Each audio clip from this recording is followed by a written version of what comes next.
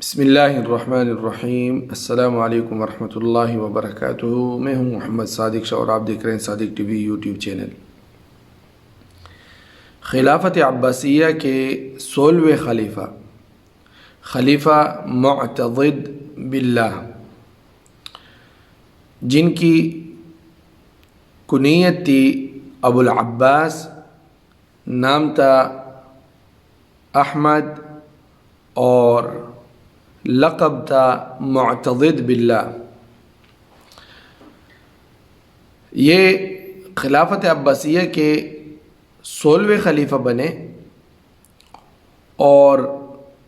ایسے وقت میں بنے جب خلافت عباسیہ کمزور ہو رہی تھی، بالکل بے جان ہو رہی تھی، اور جب یہ خلیفہ بنے تو انہوں نے بے جان خلافت عباسیہ میں دوبارہ جان ڈالی، اور ان کو سفاح ثانی بھی کہا جاتا ہے۔ یہ ایک نہایت ہی طاقتور اور ہوشیار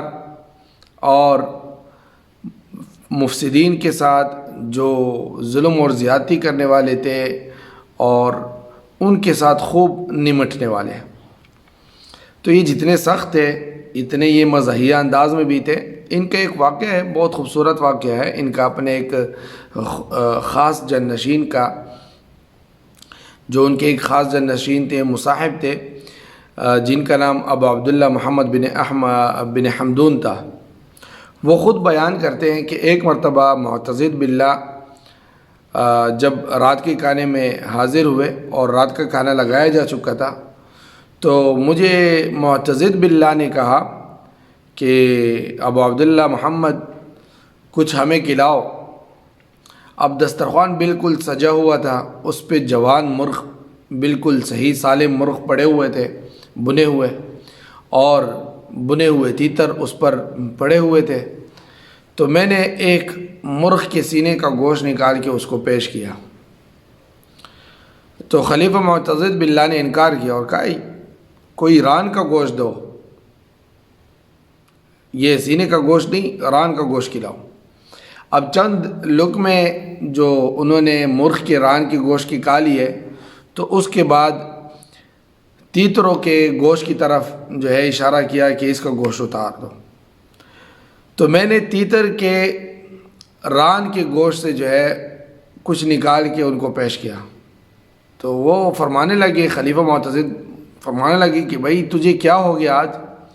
تو میرے ساتھ عجیب قسم کی حرکات کر رہا ہے۔ جب میں نے مرغ کے گوشت کا کہا تو آپ نے اس کے سینے کا گوشت دیا، اور جب میں نے تیتر کا کہا تو آپ نے اس کے سینے کا گوشت دیا۔ یعنی ان کے کہنے کا مطلب یہ تھا کہ جب مرغ ہو تو اس میں بہترین چیز اس کے ران ہے، اور جب تیتر ہو تو پھر تیتر کا جو ہے سینہ ہے، ران نہیں ہے۔ تو ان کی یہ جو جانشین تھے وہ کہنے لگے کہ میرے آقا آج پتہ نہیں مجھے کیا ہو گیا، میں نے اپنے عقل کو جو ہے پاؤں کے نیچے دبا رکھا ہے، بالکل بعید از عقل جو ہے حرکات مجھ سے ہو رہی ہے، عقل اس کو تسلیم نہیں کر رہا تو ایسی حرکات ہو رہی ہے۔ تو کہتے ہیں کہ خلیفہ ہنسنے لگا کہ جب میں نے ان کو کہا کہ میں نے آج اپنے عقل کو پاؤں کے نیچے دبا رکھا ہے اور مجھ سے کچھ ایسے چیزیں سرزد ہو رہی ہے، تو خلیفہ ہنسنے لگے۔ تو یہ ان کے جانشین کہتے ہیں کہ میں نے عرض کیا خلیفہ سے کہ میں آپ کو اتنا ہنساتا ہوں، یعنی کبھی کبھی باتوں میں ایسی ایک بات نکال لیتا ہوں جس سے آپ لوگوں کو ہنسی آتی ہے، مگر آپ مجھے بالکل نہیں ہنساتے۔ خلیفہ سے انہوں نے کہا کہ آپ مجھے کچھ نہیں ہنساتے، مطلب ان کا یہ تھا کہ جیسے میں آپ کو خوش کرتا ہوں باتوں سے اور جو ہے کسی ایسے کاموں سے، تو آپ مجھے ایسے خوش نہیں کرتے کہ کچھ دے دے اور کچھ جو ہے ہدیہ کر دے۔ تو خلیفہ نے اس کو فرمایا کہ بھئی یہ رومال اٹھاؤ اور جو اس کی نیچے سے ملے وہ لے لو۔ کہتے جب میں نے رومال اٹھایا تو نیچے سے 1 دینار نکلا، تو میں نے عرض کیا کہ میں اس کو لے لوں، تو خلیفہ نے کہا بالکل ہاں لے لو۔ تو ان کے جانشین کہتے ہیں کہ میں نے پھر خلیفہ سے کہا کہ آپ بھی تو میرے ساتھ عجیب بات کر رہے ہیں، آپ نے ابھی مجھے کہا کہ آپ مجھ سے عجیب بات کر رہے ہیں کہ بھائی میں نے گوشت مانگا تو آپ نے مرغ کے سینے کا گوشت دیا، حالانکہ تمہیں ران دینا چاہیے تھا۔ جب تیتر کا گوشت مانگا تو پھر اس کے جو ہے ران کا گوشت اتار دیا، حالانکہ اس کے سینے کا گوشت دینا چاہیے تھا۔ لیکن پھر ان کے جانشین نے کہا کہ آپ بھی تو میرے ساتھ عجیب بات کر رہے ہیں کہ بھائی ایک خلیفہ اپنے پرانے دوست کو، اپنے پرانے جانشین کو صرف 1 ہی دینار دے رہا ہے۔ تو خلیفہ نے ان کو کہا کہ افسوس ہے کہ بیت المال میں تیرا کوئی اس سے زیادہ حق نہیں بنتا، اور میرا اپنا دل گوارا نہیں کرتا کہ میں اپنے مال میں سے تجھے دے دوں۔ یہ مجھے پسند نہیں ہے کہ میں اپنے مال میں سے تجھے پیسے دوں، کچھ دوں، لیکن بیت المال میں تمہارا تو اتنا ہی حق بنتا ہے۔ لیکن خلیفہ نے ان کو ایک بات بتائی کہ میں ایک ایسا ہیلہ کروں گا جس سے تجھ کو ایک ہی وقت میں 5000 دینار مل جائیں گے، 5000 دینار، اور وہ ایک ہیلہ ہوگا اور وہ صحیح طریقے سے آپ کو مل جائیں گے۔ کہتے میں نے فوراً ان کے ہاتھ کو بوسہ دیا تو وہ کہنے لگے کہ جب تم کل میرے پاس آؤ اور میرے پاس میرا وزیر جس کا نام تھا قاسم بن عبید اللہ، جب وہ آئیں گے اور میری ان پر نظر پڑے گی تو میں تجھ سے دیر تک سرگوشی کرتا رہوں گا، لیکن یہ سرگوشی ویسے مصنوعی سرگوشی ہوں گی، میں ویسے ہونٹ ہلاؤں گا لیکن بولوں گا کچھ نہیں، اور تیرے ساتھ اس طرح کا جو ہے میں معاملہ رکھوں گا جیسے کہ کوئی غصے کی حالت میں ہو۔ اور تو اس سرگوشی کے دوران جب میں اب تمہارے ساتھ سرگوشی کروں اور کان میں کچھ کہوں تو تم اپنی نظر جو ہے کڑی نظر سے وزیر کی طرف دیکھتے رہنا، اور تم اس انداز سے دیکھنا جس طرح کسی کی تعریف کی جا رہی ہو، ٹھیک ہے؟ لیکن میں اپنے غصے کے انداز میں جو ہے سرگوشی کروں گا، اور ویسے ہی ایک مصنوعی اور جھوٹ کی سرگوشی ہوگی۔ اب جب میں سرگوشی ختم کروں تو پھر آپ چلے جانا، جب تک وزیر باہر نہ جائے آپ جو ہے محل کے دروازے کو نہیں چھوڑنا، یعنی دہلیز کو نہیں چھوڑنا۔ آپ بالکل بھی باہر نہ جائیں، لیکن باہر دروازے کے پاس کھڑے رہنا تاکہ وزیر بھی مجھ سے واپس جائیں تو وہ آپ سے کچھ پوچھے، آپ وزیر کے ادھر آس پاس رہیں۔ جب تم سے وزیر ملے گا قاسم، وہ انتہائی عمدہ طور سے آپ سے مخاطب ہوگا، انتہائی ادب سے مخاطب ہوگا، کیونکہ میں نے آپ سے سرگوشی کی ہے۔ اور خلیفہ معتضد باللہ ایک جابر قسم کے خلیفہ تھے، تو ظاہر ہے کہ ان کے جتنے وزراء تھے وہ بھی ان سے ڈرنے والے تھے۔ اب وہ اپنے بارے میں سوچ رہا ہوگا کہ بھائی مجھ سے کیا ہوا ہے کہ خلیفہ ایسی سرگوشی کر رہا ہے، اور جو ہے ان کا جانشین یہ جو ان کا مصاحب خاص ہے یہ میری طرف ایسی نظروں سے دیکھ رہا ہے۔ اب وہ جب یہاں سے نکلے گا میرے پاس سے تو دروازے کے پاس کھڑے رہنا، وہ بھی تجھ سے مخاطب ہوگا اور انتہائی احترام اور ادب سے مخاطب ہوگا،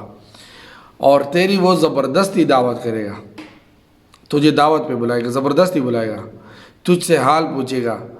اور پھر جب وہ تجھ سے حال پوچھے تو تو اپنے بھوک اور افلاس کا حال بیان کر دینا کہ بھائی میں تو ایسا ہوں ویسا ہوں، اور میری خدمت خاص کا بھی جو ہے ان سے ذکر کرنا کہ میں تو خلیفہ کا مصاحب خاص ہوں، ان کے پاس میں بیٹھتا ہوں اور دوستی بھی ہے، اور خلیفہ کی کم دینے کا ذکر بھی کرنا کہ دیکھو میں خلیفہ کے پاس اتنا بیٹھتا ہوں اور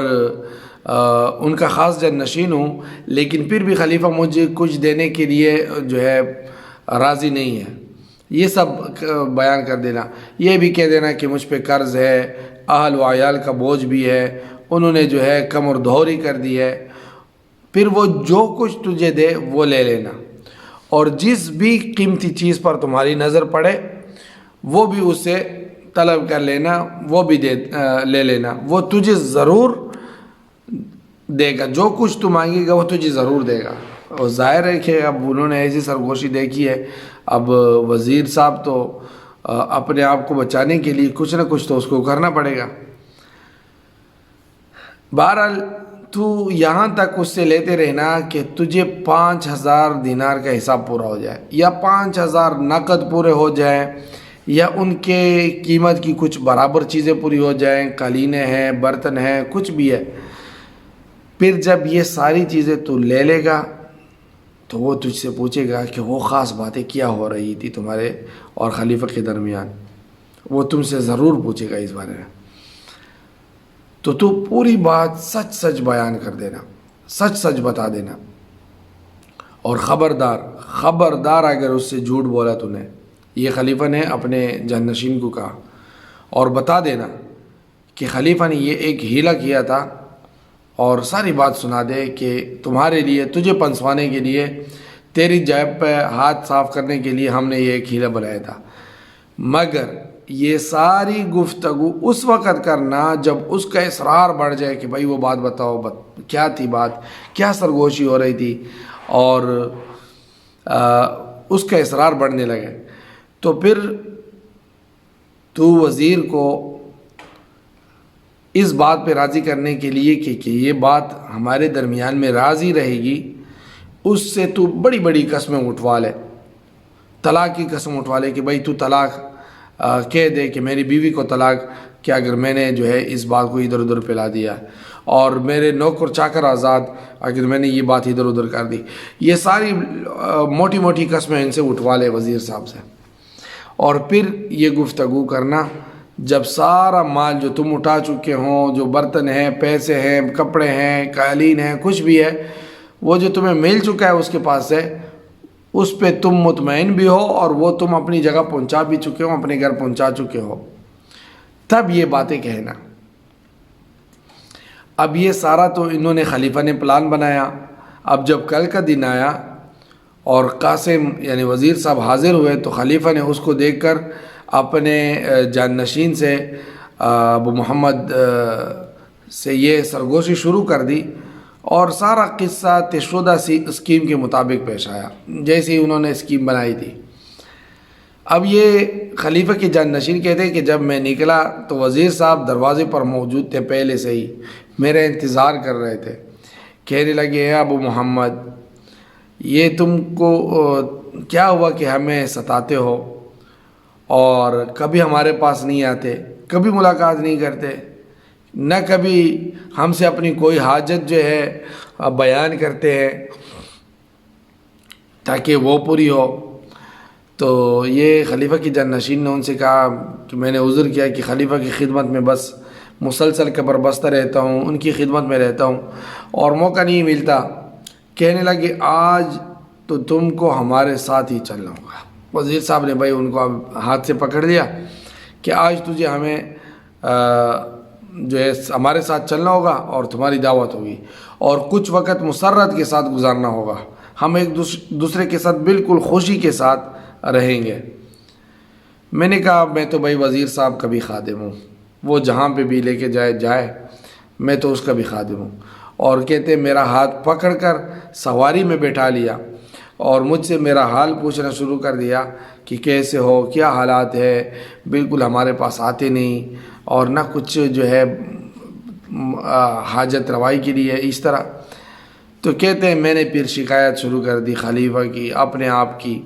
کہ بھئی میں تو خلیفہ کا رضدار مصاحب ہوں، اور تنگی اور معاش نے جو ہے اس کی وجہ سے جو ہے قرض میں بھی مبتلا ہوں، بیٹیوں کی شادی بھی اس کی بھی فکر ہے، خلیفہ کی لاپرواہی بھی ہے کہ وہ بھی میرے ساتھ بخل کا مظاہرہ کر رہا ہے۔ تو یہ ساری جو ہے میں نے باتیں بتائی۔ تو کہتے وزیر صاحب بڑی ہمدردی سے کہنے لگے کہ جو کچھ ہماری وسعت میں ہوگا ہم اسے کبھی بھی دریغ نہیں کریں گے، اگر تم ہم سے پہلے ذکر کر دیتے تو ہم تمہاری مدد کر دیتے، اور یہ تکلیفیں پہنچنے ہی نہ دیتے، آپ نے کیوں اتنی تکلیفوں میں اپنے آپ کو ڈالا ہوا تھا، پہلے ہی کہہ دیتے۔ کہتے میں نے شکریہ ادا کیا کہ چلو جی شکریہ آپ کا۔ پھر ہم مکان میں پہنچ گئے، وزیر صاحب کے مکان میں پہنچے تو کسی طرف توجہ کیے بغیر، جیسے وزیر صاحب آتے ہیں ادھر دیکھتے ہیں ادھر دیکھتے ہیں، خادموں کو دیکھتے ہیں، کہتے ہیں کسی طرف توجہ کیے بغیر اور ملازمین خاص سے بالکل کچھ کہے بغیر سیدھا جو ہے آگے بڑھے، اوپر چڑھنے لگے، اور اپنے خاص ملازمین سے کہا کہ آج کا دن ہم نے ابو محمد کے ساتھ خوشی اور مسرت سے گزارنے کا ارادہ کیا ہے، تو لہٰذا کوئی بھی ہمارے درمیان میں باتوں میں اور ہماری خوشی میں اور ہماری مسرت میں جو ہے خلل نہ ڈالے، اور اپنے خاص جو ان کے منشی وغیرہ تھے ان کو بھی چھٹی دے دی کہ بھائی آج تمہاری چھٹی ہے، چلو جاؤ، اور خلوتگاہ کو بالکل خالی کر دیا، یعنی جو ان کی جو خاص جگہ تھی وہ بالکل خالی کر دیا، اور مجھ سے باتیں شروع کر دی۔ میرے لیے دسترخوان بچھایا گیا، میوے لائے گئے، اور دسترخوان سے میوے اٹھا کر اور وہ مجھے کھلاتے رہے۔ اب کھانا ہو چکا، اور پھر جو ہے مختلف قسم کے جوس وغیرہ اس کا جو ہے محفل لگا، اور اسی وقت مجھے جو ہے میرے لیے 3000 دینار کا حکم دیا۔ خادم کو کہا کہ بھائی اس کو 3000 دینار دے دو۔ کہتے میں نے اس کو فوراً منگوا لیا کہ ابھی لے آئے، وہ پیسے ابھی لے آئے، اور کپڑے، خوشبوئیں، سواریاں یہ دی، یہ سب وصول کرتا رہا۔ کہتے میرے سامنے ایک چاندی کی تشتری سینی پڑی ہوئی تھی، اور اس کو بھی میں نے جو ہے منگا لیا کہ یہ بھی مجھے دے دے، اور کچھ شیشے کے خوبصورت برتن وغیرہ، گلاس، پیالے بشقیمت، بالکل گلاس، پیالے وغیرہ، برتن وغیرہ، یہ بھی ان سب کے بارے میں بھی حکم دیا کہ یہ بھی مجھے چاہیے، اور یہ بھی میرے سواری میں رکھ دے۔ میں نے جس بھی قیمتی چیز پر نظر پڑی وہ مانگ لی۔ اچھا، ایک نفیس قسم کا بالکل خوبصورت قسم کا قالین وہ بھی مجھے دیا گیا کہ یہ آپ کی بیٹیوں کے لیے ہے جب ان کی شادی ہو۔ اب جب سارے مجلس والے رخصت ہوئے، سارے کھانا ہو چکا، خادم سب کچھ دسترخوان اٹھا چکے، تو مجھے تنہائی میں کہا کہ اے ابو محمد، میرے والد کے حقوق جو تم پر ہے وہ تو آپ جانتے ہی ہیں، اور میری دوستی بھی جو آپ کے ساتھ ہے، میں ان سب کے حق کا واسطہ آپ کو دے رہا ہوں کہ جو تمہارے اور خلیفہ کے درمیان میں باتیں ہو رہی تھی وہ کیا باتیں ہو رہی تھی؟ تو میں نے ان سے کہا کہ میں تو بالکل وزیر کا بھی خادم ہوں، کہ میں آپ جو کچھ پوچھیں گے میں اس کا جواب دوں گا۔ تو وزیر نے کہا بس میں ایک بات پوچھنا چاہتا ہوں، مگر قسم کہو کہ وہ تم بالکل سچی بیان کرو گے۔ میں نے کہا بسر و چشم، میں بالکل سچی بیان کروں گا۔ پھر مجھے سچ بولنے پر اللہ کی قسم کھلائی کہ اللہ کی قسم کہو کہ میں تمہیں سچ بتاؤں گا، اور میری سچائی پر بیوی کی طلاق کا بھی جو ہے مطالبہ کیا کہ تم بیوی کی طلاق اٹھاؤ کہ میں سچ بیان کروں گا، اور آزاد ہو جانے کی شرط بھی قبول کر لی، سب کچھ۔ پھر سوال کیا کہ میرے بارے میں کس معاملے پر تم اور خلیفہ جو ہے آج سرگوشی کر رہے تھے، کیا بات تھی ایسی جو میرے اور خلیفہ میرے بارے میں تم اور خلیفہ سرگوشی کر رہے تھے؟ تو خلیفہ نے تو ان کو پہلے بتایا تھا کہ تب بات بتانی ہے جب سارا مال وغیرہ آپ اٹھا چکے ہوں، آپ اس پہ قبضہ کر چکے ہوں، آپ اپنے گھر پہنچا چکے ہو، تو سچائی کے ساتھ بتانا۔ تو کہتے ہیں میں نے سچائی کے ساتھ سارا ماجرا ساری کہانی حرف بحرف سنا دی۔ کہنے لگے ہے تو نے مجھے بہت ہلکا کر دیا، میرا دل ہلکا ہو گیا، کہ شکر ہے کہ کوئی ایسی بات نہیں تھی جو میرے متعلق ہو رہی تھی اور میں ڈر رہا تھا اس سے۔ اب چونکہ خلیفہ کی نیت نیک ہے کہ وہ تمہیں کچھ نوازنا چاہتے تھے، وہ چاہے اس طریقے سے ہو یا کسی اور طریقے سے ہو، لیکن ان کی نیت نیک تھی، تو مجھے اس سے کوئی جو ہے گرانی محسوس نہیں ہوئی، اور میں نے بھی یہ چیزیں دل سے دی ہے، اور خلیفہ کی نیت بھی ٹھیک ہے کہ وہ تمہیں کچھ دینا چاہ رہا تھا، اپنی طرف سے نہیں دی، میرے جیب سے دی، کوئی مشکل نہیں، لیکن یہ دل ہلکا ہو گیا کہ کچھ ایسی بات نہیں تھی۔ تو کہتے میں نے وزیر صاحب کا شکریہ ادا کیا اور اپنے گھر واپس آ گیا۔ اگلے دن صبح سویرے جب معتضد باللہ کی خدمت میں حاضر ہوا تو اپنی ساری سرگزشت سنا دی ان کو، تو میں نے ساری داستان سنا دی۔ تو کہنا کہ دیناروں کی حفاظت کرنا اور ایسا خیال کر لینا کہ میں جلد ہی اس طرح انشاءاللہ کوئی دوبارہ تمہارے لیے اس جیسا کوئی ایک اور پروگرام بناؤں گا۔ تو یہ خلیفہ معتضد باللہ جو ایک قسم کے سخت بھی تھے اور اپنے دشمنوں پر اور اپنے وزیروں پر، اور ان کو سفاح ثانی بھی کہا جاتا ہے، خوب قتل کرنے والے تھے یہ دوسرے، اور انہوں نے خلافت عباسیہ کو دوبارہ زندہ کرایا۔ تو ان لوگوں کے بھی ایسے ایسے خوبصورت واقعات ہوتے ہیں۔ یہ کبھی نہیں ہوتا کہ زندگی میں کوئی ایک آدمی ظالم ہے، جابر ہے، اور ان کے دوسرے پہلو ایسے نہ ہوں جس میں خوشی ہو، مسرت ہو، ہنسی ہو، مذاق ہو، اپنے دوستوں کے ساتھ، اپنے نوکر چاکر کے ساتھ۔ یہ ایسی بہت سے واقعات ہیں۔ حجاج بن یوسف کتنے ظالم تھے، لیکن ان کے بھی ایسے خوبصورت واقعات ملتے ہیں۔ السلام علیکم ورحمۃ اللہ وبرکاتہ۔ دوستو، صادق ٹی وی کو سبسکرائب کرنا مت بھولیے، ویڈیو کو لائک کریں، شیئر کریں، اور کمنٹ سیکشن میں اپنے رائے کا اظہار ضرور کریں۔